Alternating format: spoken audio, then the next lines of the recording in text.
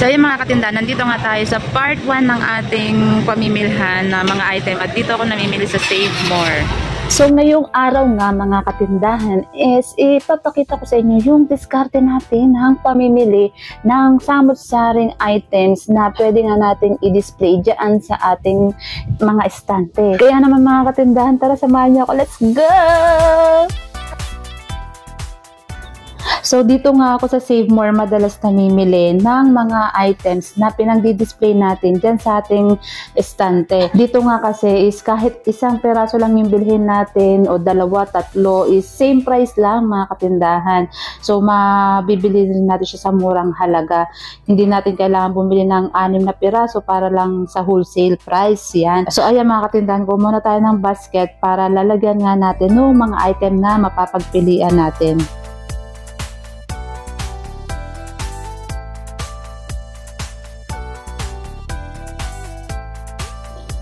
So, nandito nga tayo sa unang spot ng pagkukunan natin ng mga paninda. So, yan, yung mga panghaplas, mga katindahan, diba? Kung may estante tayo, napakaganda nitong i-display dahil yung mga customer natin kadalasan is mga medyo may edad na or yung iba, yung mga baby, ganyan. So, talagang may naghahanap ng ganitong mga panghaplas. Although, hindi nila yan nahanapin, pero nakita nila is mapapabili talaga si customer. Kaya dapat hindi tayo mawawalan ng ganyan sa ating mga estante.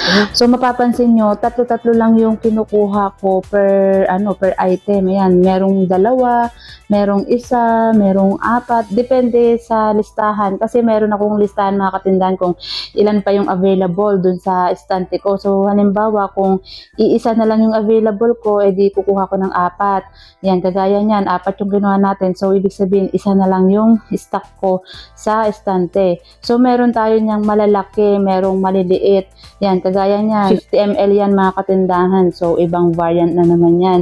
Yan. So, dala-dalawa lang yung kinukuha ko dyan mga katindahan. Ayan, 3. Dahil nga mga katindahan, depende doon sa availability natin. So, mahirap din naman kasi mag-stock ng napakarami sa ganitong item kasi pwede kasing maabutan ng expired, di ba?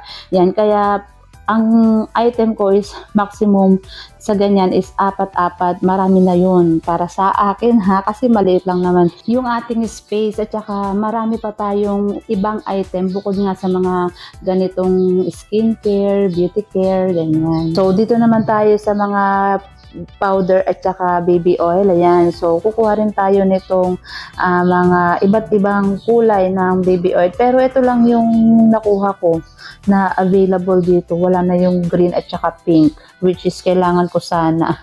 Yan. So, meron din tayong tender care. Iba-ibang kulay ha, mga katindahan. Tapos, ayan, Johnson. Yung iba kasi is hindi na available. Kaya, kung ano na lang yung nakukuha ko dyan, mga katindahan. Pero, yan naman yung mga nasa listahan ko. Tapos, kagaya nga nito, Johnson's Baby Bath. Yan, wala yan sa listahan ko. Pero, kumuha na rin tayo niyan kasi may naghahanap din. At saka, yung kulay na yan, yung medyo mura-mura compare dun sa iba. Medyo mahal talaga. So, dun lang tayo sa afford ni customer. Yan. So, dito naman tayo sa mga cologne. Ayan, mga katindahan. Ay, nako, napakabenta nitong, lalo na yan, juicy cologne. Yan ang madalas na nabibili dyan sa ating estante. Yan. So, kumuha na tayo ng iba't ibang kulay na available. Pero yung nga nandito is, napansin nyo, blue and green lang. So, wala yung red, walang pink, violet, ganyan. So, syempre sa ibang tindahan na naman natin siya hahanapin. Yan. Tapos, kumuha na rin tayo ng hairspray. Ayan. So, naibibenta rin natin yan. Napapatungan natin siya ng mga 10 pesos, ganyan. Depende kung magkano siya. So, dito naman sa mga skincare is, ayan, mabenta rin talaga mga katindahan. Basta lang naman naka-display at saka titignan lang din natin yung, syempre, expiration date para naman kahit papaano, kahit ilang buwan siya magtagal sa ating estante is, hindi siya basta-basta, hindi tayo malulugi, diba? Dahil syempre may mga expiration yan. Yan, so Rexona, kumuha tayo ng pang babae, pang lalaki, dahil naku, may bumibili talaga mga katindahan kahit medyo mahal yung ganyan, diba? Yan. So, kukuha rin ako dito ng Kojic mga katindahan kasi 18 pesos lang yan. So, nabibenta ko yan ng 25 pesos ang isa, diba? Yan. So, kumuha na tayo ng isang anong tawag dun? Isang pack. And then, mga katindahan, finally, dito na tayo sa cashier. So, magbabayad na nga tayo at yan yung ating mga nakuha. Meron pa nga dyan mga kulang pero dahil nga hindi na available dito sa Save More is sa ibang supplier na natin siya kukunin. 'Di ba mga katindahan, kahit pa isa-isa, dala-dalawa is pwede natin siyang bilhin. Kumbaga kahit paano is mura din. Minsan nga mas mura pa kaysa dun sa wholesale na kinukunan ko. Mas mura siya ng piso o 'di ba? Tapos ang kagandahan nga nun is kahit isang piraso lang ang kunin natin, isa dalawa, o 'di ba? Pwede. Unlike nga pagka sa mismong supplier kasi kailangan anim-anim, 'di ba? So hindi natin control yung budget, 'di ba? Like dito makokontrol lang natin siya. 'Yun naman yung kagandahan doon, 'di ba? So isa 'yan sa diskarte natin ng pamimili ng mga paninda. So hindi natin kailangan mag-hoard ng todo-todo ng mga product kasi kung hindi naman nga siya ganun, alam naman natin kung fast moving or hindi. At saka yung mga ganito kasing item mga katindahan is, alam mo yun, madali lang naman siyang mabili. Talaga pag naubusan ka, edi diba, pwede kang mamamasahe ka lang diyan ng tricycle is makakabili ka na. Unlike dun sa hinuhoard natin ng mga item kagaya ng mga damit, laruan, yung maramihan bultuhan, kasi naman syempre malayo pa yung bibilhan natin. Like sa Manila, kagaya ko, probinsya ako, so luluwas pa, magkano pamasahe, diba? Yan, kaya pagka ganun, syempre maramihan talaga yung pamimili natin. Pero yung ganito na mabibili lang natin dyan sa palengke, sa bayan natin, magkano lang pamasahe, balikan, 50, nakabalik ka na, nakapamili ka ng mga paninda, di ba? Yan, so kahit konti-konti lang, pwede na yan.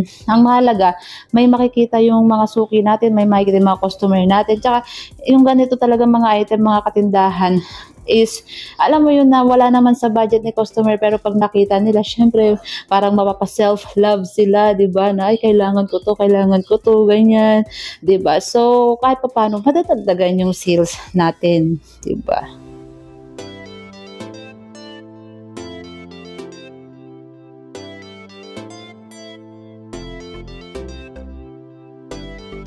Ayan na lahat ng pinamili natin.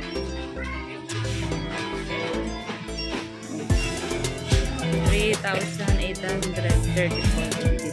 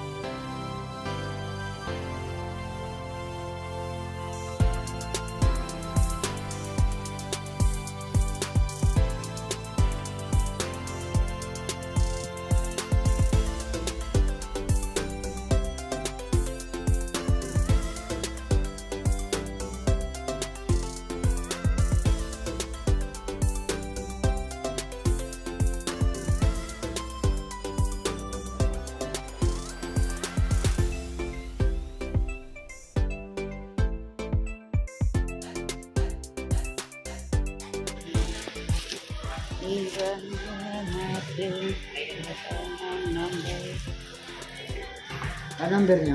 Number Wala pa po. Wala pa? Wala pa lang.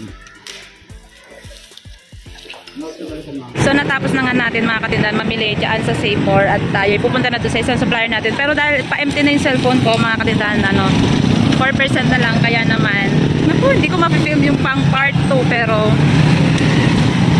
mag-unbox na lang tayo ng ating part 2. Bye!